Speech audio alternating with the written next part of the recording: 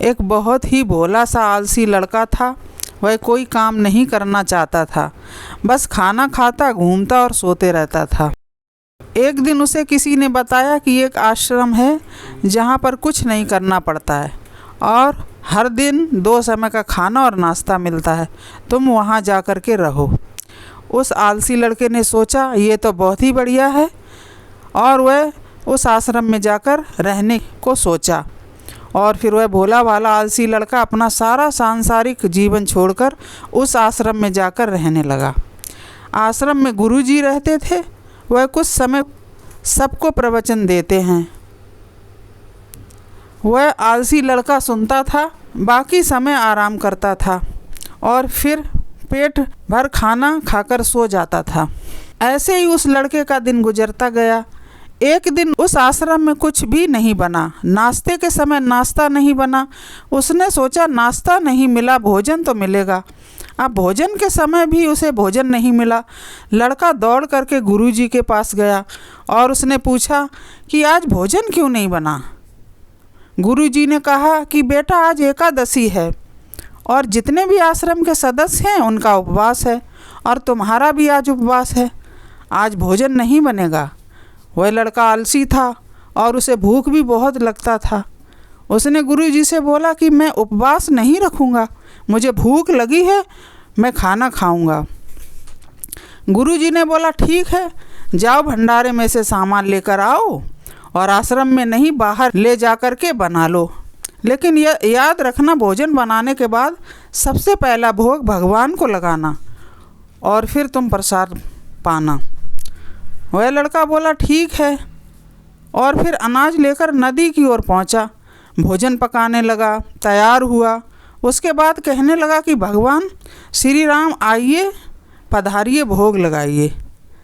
अब जब उसे लगा कि भगवान तो आ नहीं रहे हैं तो फिर कहने लगा कि मुझे मालूम है आपको तो अच्छा खाने की आदत है, अब मैं बना नहीं पाया और मुझे अच्छा भोजन बनाने भी आता नहीं, लेकिन जो भी रूखा सूखा बना है आकर खा लीजिए।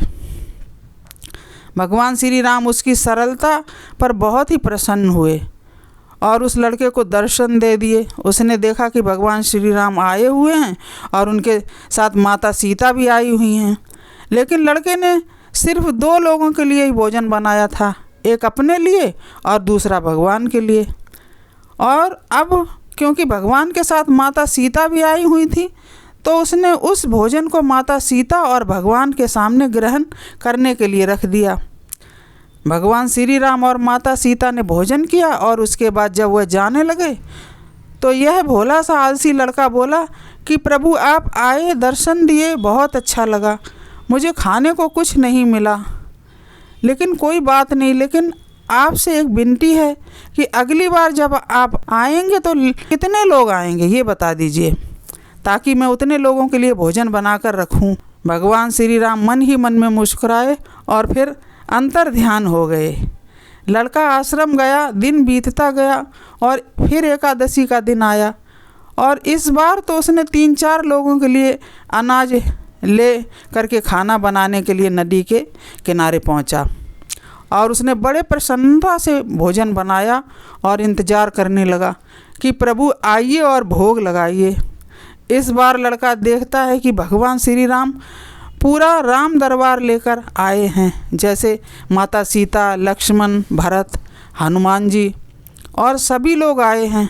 लड़के ने 3-4 लोगों का भोजन बनाया था और इस बार भी भोजन कम पड़ गया। लड़के ने निराश होकर भोजन को प्रभु के आगे रख दिया। उन्होंने भोजन किया और फिर चले गए और इस बार भी लड़का फिर से भूखा रह गया। अब लड़का फिर आश्रम गया, दिन बीतता गया और फिर एकादशी का दिन आया और इस बार गुरुजी से कहने लगा कि गुरुजी मुझे इस बार थोड़ा ज़्यादा अनाज चाहिए। गुरुजी सोचने लगे कि यह इतना सारा अनाज का करता क्या है, कहीं इसे बेचता तो नहीं है। फिर उन्होंने कहा कि ठीक है, भूख से परेशान रहता है, लेकिन लड़के ने कहा कि गुरुजी नहीं, मैं भूख से परेशान नहीं रहता हूँ, प्रभु के साथ बहुत लोग आते हैं, उनको भी तो भोजन करना पड़ता है। गुरुजी को लगा कि लड़का पागल हो गया है लेकिन गुरुजी ने सोचा कि चलो एक बार चलकर देखते हैं कि लड़का इस अनाज का करता क्या है। वह भोला सा लड़का अनाज लेकर के नदी के किनारे पहुंचा और इस बार भोजन बनाया नहीं। उसने सोचा कि प्रभु हर बार ज़्यादा लोगों को लेकर आते हैं, इस बार वह जितने भी आएंगे खुद बना करके भोग लगा लेंगे। और फिर प्रेम से प्रभु को बुलाने लगा। गुरुजी ये सब छुपकर देख रहे थे कि भोजन तो बनाया नहीं और प्रभु को बुला रहा है।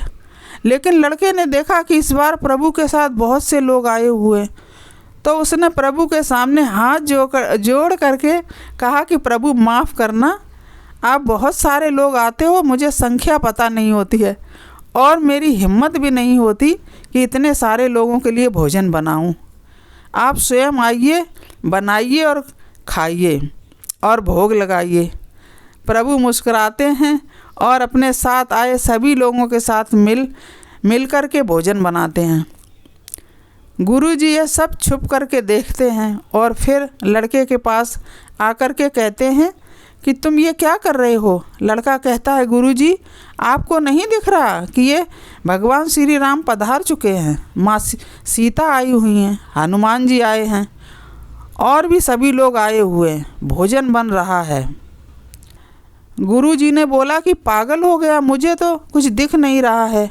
लड़का गुस्सा हो गया और बोला प्रभु आप ये क्या कर रहे हो, एक तो मुझे भूखा रखा है और गुरुजी को दर्शन नहीं दे रहे हो, जो मुझे पागल समझ रहे हैं, कृपा करके गुरुजी को दिख जाओ।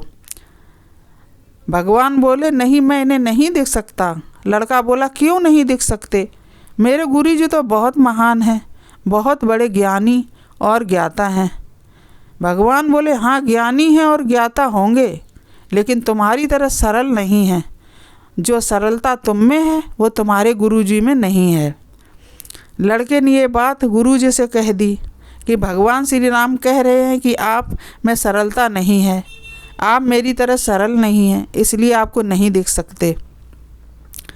गुरुजी की आंखें नम हो गईं और रोने लगे कि और बोले बिल्कुल सही कहा, मेरे अंदर जितना सरलता नहीं है, और फिर माफ़ी मांगने लगे।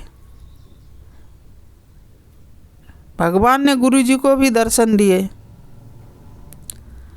ये कहानी हमें क्या सिखाती है, जीवन में सरलता सबसे आवश्यक है। जितने सरल बने रहेंगे उतना जीवन में आगे बढ़ते चले जाएंगे। जब आप सरल होते हैं तो आप खुद भी मुस्कुराते हैं और दूसरों को भी मुस्कुराने की वजह देते हैं।